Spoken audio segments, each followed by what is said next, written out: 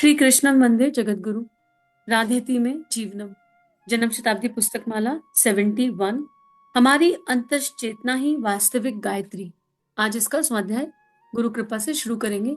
इसके पहले पुस्तक में इसके पहले प्रवचन में गुरुदेव हमें गायत्री की उच्च स्तरीय साधनाओं में ले गए और गायत्री माँ क्या है, उनका तत्व दर्शन क्या है, हमारा आधार तैयार कर दिया। तो 70 और 71 ये जो जन्म शताब्दी पुस्तक माला है इंटर रिलेटेड हो जाएंगी।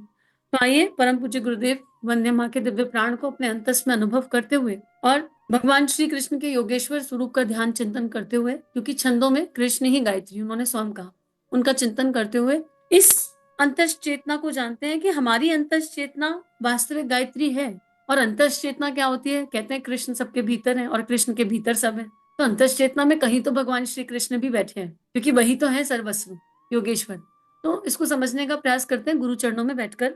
और माँ हमसे कह रही हैं और हर बार कहती हैं, यही कहती हैं कि ये वीडियोस, ये कंटेंट आपको अच्छा लग रहा है तो इसको विश्वव्यापी बना दीजिए, ताकि दीप से दीप जलता रहे और इस विश्व वसुधा पे आनंद फैलता रहे। और आनंद का एक ही स्रोत है, संतों की वाणी, ऋषियों की वाणी। और परम पूज्य गुरुदेव युग दृष्टा है, युग ऋषि हैं, और उन्होंने सारे ऋषियों को, सप्त ऋषियों को अपनी चेतना में समाहित किया, ब्रह्म ऋषियों को अपनी चेतना में समाहित किया, आदिशक्ति माँ गायत्री समस्त वेदों को, पुराणों को, उपनिषदों को, श्रीमद् भगवत गीता को, रामचरितमानस को, सारे जितने भी ग्रंथ हैं उनको अपनी चेतना में समाहित किया, और तब उनकी ये प्रेम लेखनी आई है। तो इस एक लेखनी में सारे संत, सारे ऋषि सब समाये हुए हैं। ये हम अच्छे से अनुभव कर लें, जान लें।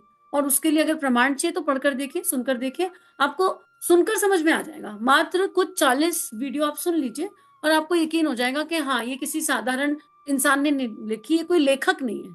ये प्रेम की एक दिव्य लेखनी है, जिसमें प्रखरता है, सजलता है, करुणा है, संवेदना है, और जो जीवंत है, जो जीवन को बदलने की क्षमता रखती है। तो हम अपने जीवन को बदलें। और अगर आपने अभी तक 10 वीडियो नहीं सुने तो सुनकर देख लीजिए, और आप कहेंगे कि हमारे जीवन में बदलाव आ गया। आप खुद कहेंगे। और बदलाव अगर बदलाव आया तो अकेले अकेले क्यों बदलना है? चलो मिलकर बदलते हैं, है ना? इसलिए स्व का अध्ययन। तो परम पूज्य गुरुदेव कह रहे हैं, हमारी अंतस चेतना वास्तविक गायत्री। तो अंतस चेतना मित्रों, मनोनिग्रह हेतु अब और भी आगे बढ़े।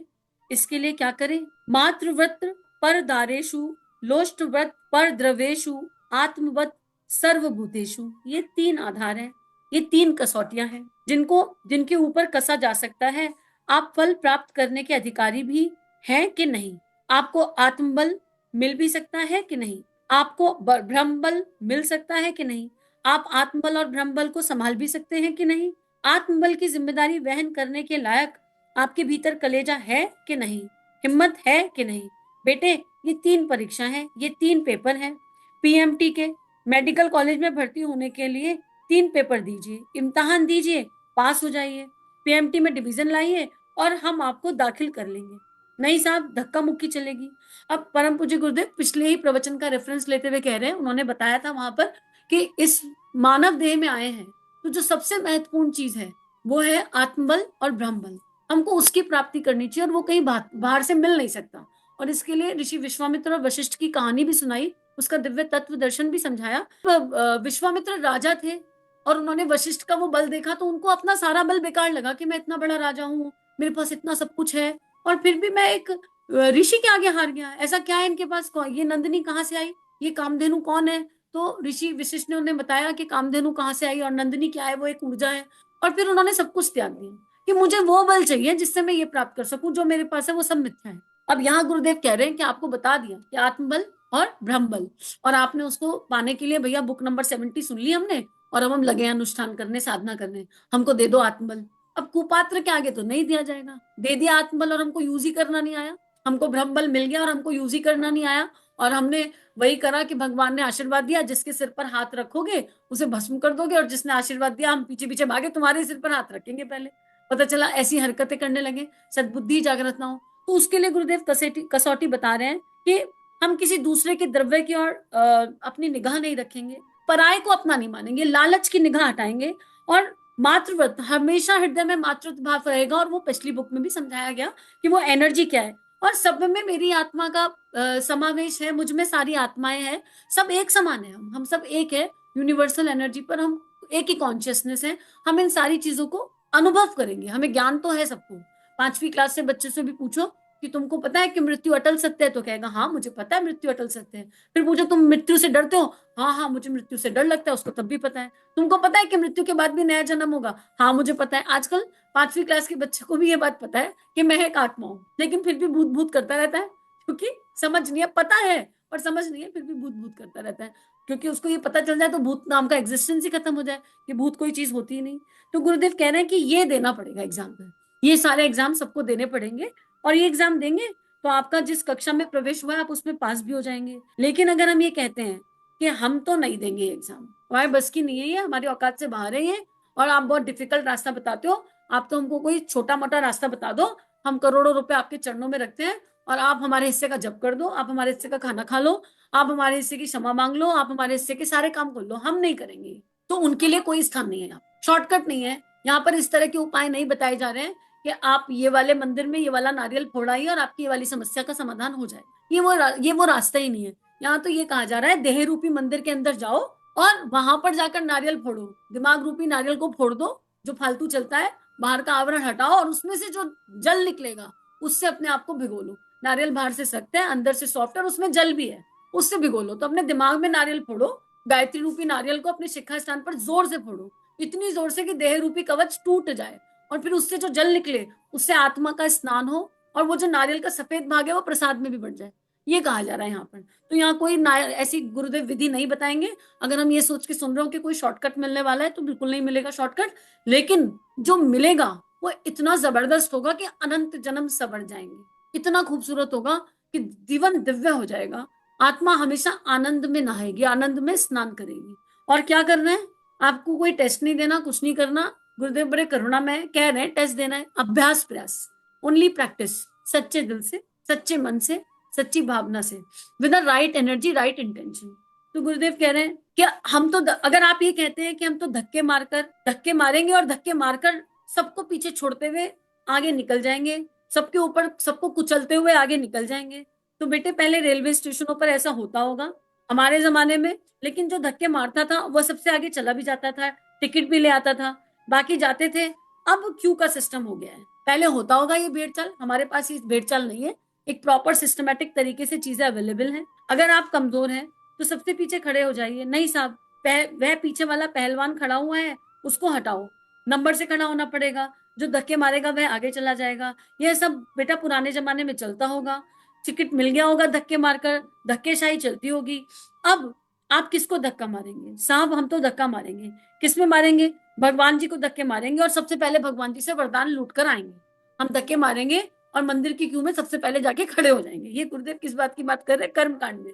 आप शिवरात्रि पे किसी शिव मंदिर में चले जाओ, आगे पीछे कुछ नहीं मिलेगा। सावन के महीने में चले जाओ, पूरे 12 महीने तो शिव जी बेकार हो गए, सावन के महीने में शिव जी में स्पेशल एनर्जी आ गई, और हमको वो शिव मंदिर में जाके मिलेगी। और वहां पर हमें कैसे मिलेगी भाई, मिलेगी, वो एक विज्ञान है। श्रद्धा सच्ची हो, भक्ति सच्ची हो तो एनर्जी है, लेकिन वहां लंबी लाइन में खड़े होंगे और फिर तिकड़म लगाएंगे, कोई वीआईपी पास मिल जाए, फिर तिकड़म लगाएंगे, कहीं से कुछ जुगाड़ लग जाए, फिर चीटिंग करेंगे, कहाँ से बीच में लाइन घुस जाएंगे। घर में बच्चे, अगर बच्चे को साथ लेकर गए हैं तो बच्चे को भी छल सिखाएंगे, जाना बेटा तू यहाँ लाइन में घुस जा, हम तेरे पीछे पीछे आ जाएंगे। घर के 10 लोग हैं हम, और पीछे जो 400 खड़े जो सुबह 4 बजे से आए थे, सुबह 3 बजे जाओ ना लाइन में, अगर पहला नंबर चाहिए। अब आप जाइए सुबह सुबह ब्रह्म मुहूर्त में, आपको मिलेगा पहला नंबर, क्यों नहीं मिलेगा। ऐसा नहीं हो सकता, हर मंदिर की अपनी व्यवस्था है, जो सुबह पहले जाएगा, समय से जाएगा, उसको मिल जाएगा, वो हमसे होगा नहीं। नींद कितनी अच्छी है, सुबह सुबह ऐसी कैसी बात कर दी आपने, सुबह सुबह चले जाए। तो अगर तुमसे सुबह सुबह नहीं जाया जा रहा, लाइन में पहले नहीं है, तो जो सुबह सुबह आ गए उनका काय खा रहे हो, उनको काय तंग करो, घर बैठ के करो जो करना है, घर बैठ के कर लो। ऐसा नहीं कि शिव जी घर बैठ के ऊर्जा नहीं देंगे। अगर सावन के महीने में शिव जी की ऊर्जा ज्यादा निकल रही है तो वो पूरे ब्रह्मांड के लिए निकल रही है ना, पूरे विश्व के लिए निकल रही है। आप घर बैठ के श्रद्धा से, विश्वास से करो तो।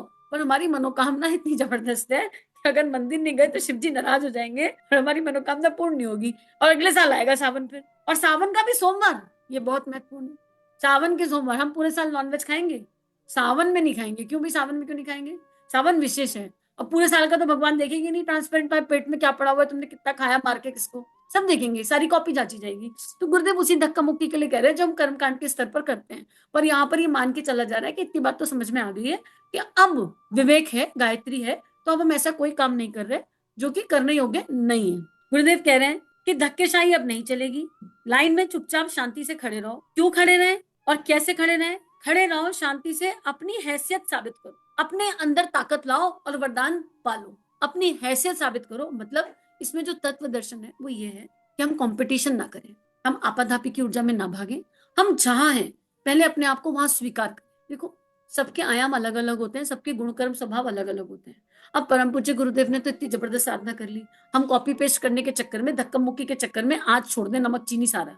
उनकी कई कई जन्मों की साधना थी बेटा, महीने भर में हम बेहोश हो जाएंगे सारे के सारे, हमारी औकात नहीं, रोने चीखने लगेंगे और फिर भी कहे नहीं हमको तो खाना नहीं, नमक ना चीनी। अरे उनकी कई जन्मों की साधना थी इसलिए वो कर पाए, उनके सानिध्य में रहकर हम महीने में 4 बार ऐसा व्रत कर ले तब भी समझ में आता है।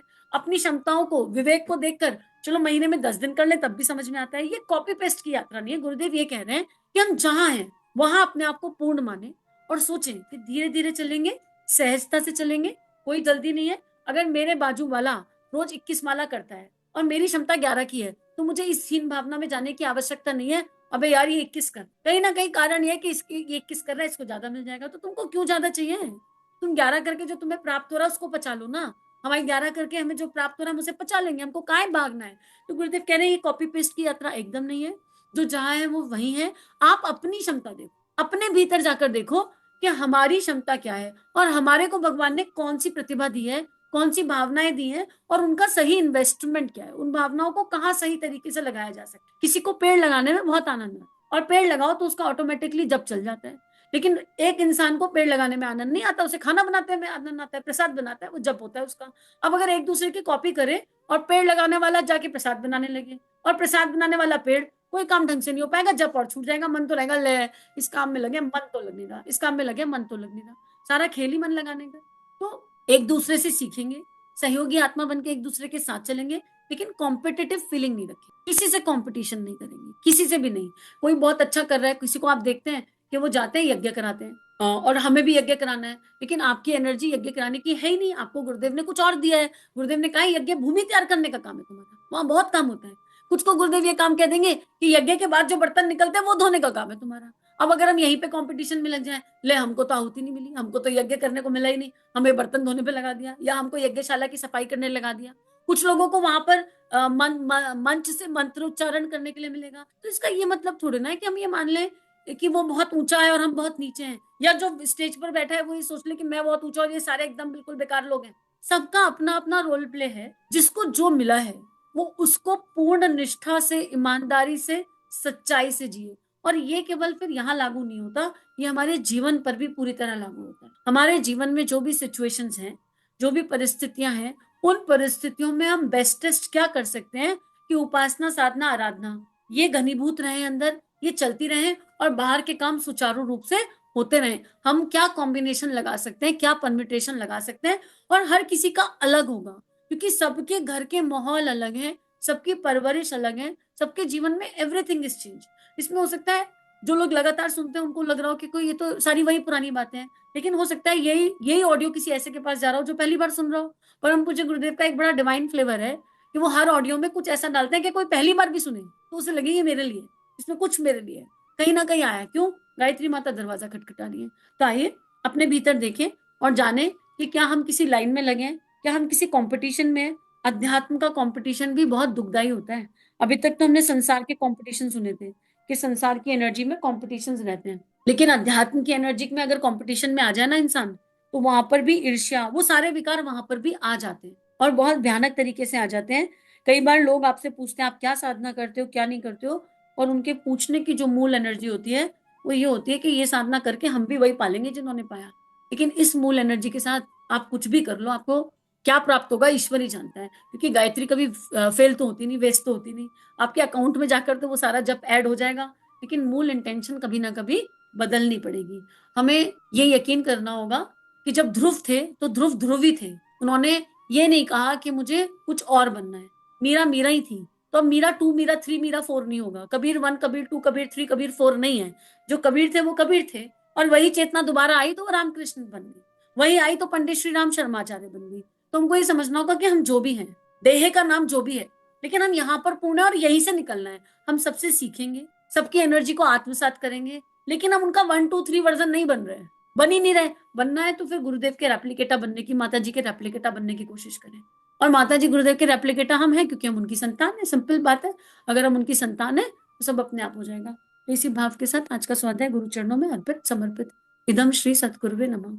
चलिए समाज में कुछ अच्छा बांटे। अगर ये भावनाएं आपके अंतःकरण को स्पर्श कर रही हैं और आपका परिवर्तन हो रहा है, तो इन भावनाओं को विश्वव्यापी बना दीजिए। चैनल को लाइक कीजिए, सब्सक्राइब कीजिए और वीडियो को पूरी दुनिया में फैला दीजिए, ताकि ऋषियों की और संतों की लेखनी से जन जन का जीवन बदल सके। जय हिंद, जय भारत।